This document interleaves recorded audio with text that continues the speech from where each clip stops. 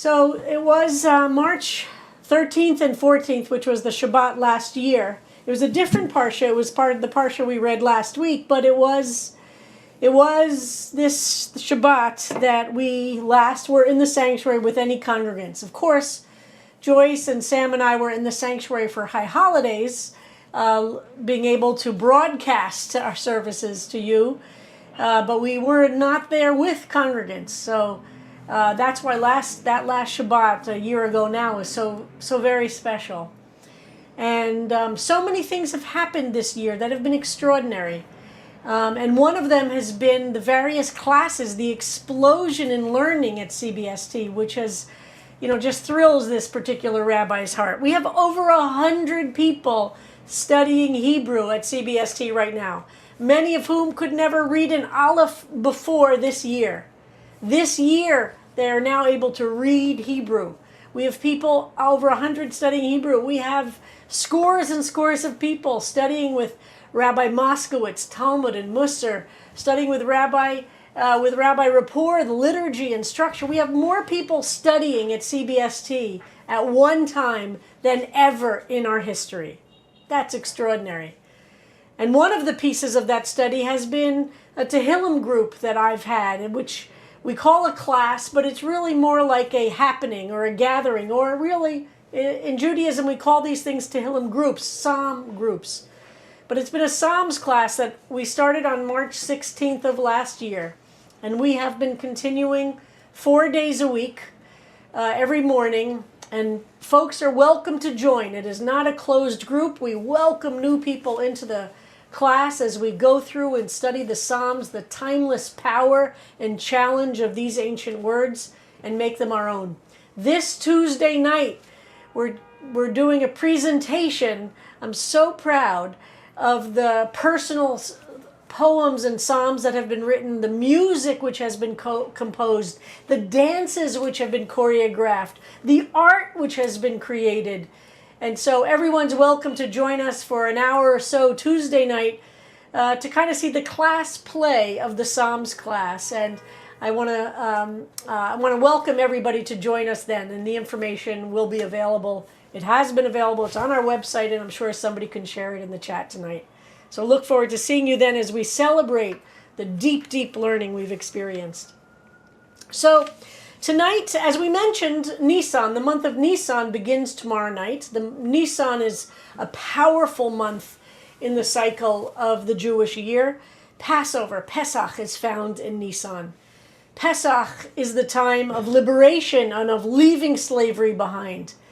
So we have juxtaposed this Shabbat of Vayakhel Pekudei, it's a double Parsha this week, with Pesach starting tomorrow night. And in this week's Parsha, quickly, I tell you, we continue from last week's Parsha of learning about the building of the Mishkan, the tabernacle, in incredible detail. Maybe one could even call it mind-numbing detail at times. And we have enormous amounts paid to how to build something physical in which the Israelites in the desert would gather and find God's presence.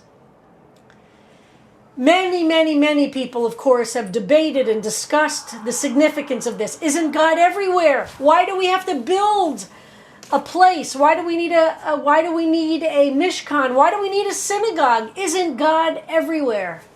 And the commentaries tell us in many different ways that God doesn't need it as much as we do. We need to create sacred space in which we can gather and we can create holiness. And when we do that, there will be holiness, which is what God is God is that holiness. So this week's Parsha doesn't just have the building of the Mishkan. It has it in enormous detail. It's a double Parsha, lots and lots, but buried in the middle of the details, the architectural measurements, the nature of the fabric, the measurements of every object that will be found inside the Mishkan. Buried in that is the instructions to observe Shabbat. Why? In the middle of the building of the Mishkan, and we talked about it last week, it comes again this week. And it's in fact from these parshiot that the rabbis understand what prohibitions exist for us on Shabbat traditionally. Of course, we learn in the Ten Commandments that we should observe Shabbat, we should remember it, we should keep it. It doesn't tell us how to remember it or how to keep it. And the rabbis of the Mishnah and the Talmud understand that if the Shabbat mention is in the middle of the building of the Mishkan, part of what we learn from that juxtaposition is that everything related to the building of the Mishkan represents the work we are not allowed to do on Shabbat in order to create the peace, the holiness of Shabbat. It's not that the work we do to build the Mishkan is treif, puzzle, is not okay. Because of course it's okay, but it's okay for the 6 days of the week. Some things are not okay ever, right? There are things we're never allowed to do. But some things we shouldn't do on this one day of the week. So the rabbis of the Talmud said, because of these parshiot, we learn that the 39 malachot, the 39 pieces, the 39 things that were necessary to build the Mishkan are the 39 categories of things that are prohibited to do on Shabbat.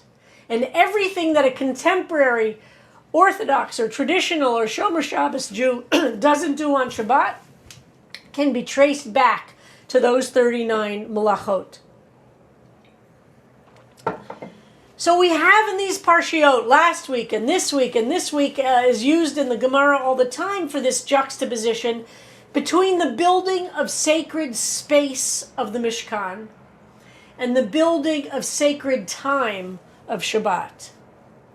And Heschel famously points to these parshiot when he wrote the book, his classic book to which I turn, called The Sabbath. And he describes in the beginning chapter of the Sabbath that the Sabbath is about building an architecture of time, while the rest of the 6 days are about building architecture of space, about having an impact on the world in which we live, changing things, doing things, making things happen. Shabbat is about being, not about doing. And the rabbis say repeatedly that without Shabbat, without removing ourselves from the task of creating space and creating things that exist in space, we'll run out of our own connection to holiness, and time is necessary for that connection. We need time, we need space, we need the rest between the notes to be able to hear the notes themselves. And that is what Shabbat brings to us. This ability to stop the creation of sacred places in order to experience holy time. And wow, have we experienced that in these 12 months. We've had to create a sacred time of Shabbat services without the four walls of our synagogue, which we love so much, the sanctuary in which our souls are designed into that very building. We've had to transcend a particular place, and we've all had to create in our own homes sacred time in which we spend this time together. I was often asked early in this pandemic, and actually in an interview today, how do we know what to do? How do we at CBST know, and where did we learn what we know in order to survive and even thrive during this pandemic? For me, it comes really down to the teachings of Shabbos, from the Parshiot we're reading this week, and from the ways that our people have observed Shabbat throughout time. Even in the worst circumstances that you can imagine, the Holocaust or pogroms or the Cossacks, Jews have managed to make sure there was some sacredness of time in the middle of the most profound ugliness. CBST during the time of AIDS, when we had constant drumbeat of illness and death, made a commitment that every Friday night service, which was our primary gathering time, as it is today, would not turn into a memorial service, that we needed the joy of Shabbat no matter what else was happening, because our souls need to be refreshed and nourished if we are to face the other 6 days of the week. And that has been my mantra through these 12 months, is to make sure we as a community create beauty of Shabbat, that we don't forget the significance of creating beauty, of listening to glorious music that Joyce and Sam create, to listening to words of Torah and stretching ourselves and laughing and learning new things and remembering it's okay to pause and take care and to refresh and to remember that joy is an act of spiritual resistance to all the various things eating away at us, tugging away. And it's also okay to remember that there have been things that have been good about this time for some of us. Some people have loved the quietness and the limitation of the stimulation. Some of us have learned new things that we would never have made time for before. Some of us have experienced a Judaism we never had in our lives before. So sacred time becomes essential. Shabbos, we knew always, but once again, in this time of this pandemic, have experienced it as the place in which we go to find the resilience for the other 6 days. I want to share a poem that I learned as a result of my Psalms class. Ira Rosenblum shared this with me. This poet was interviewed by Krista Tippett on her fabulous show.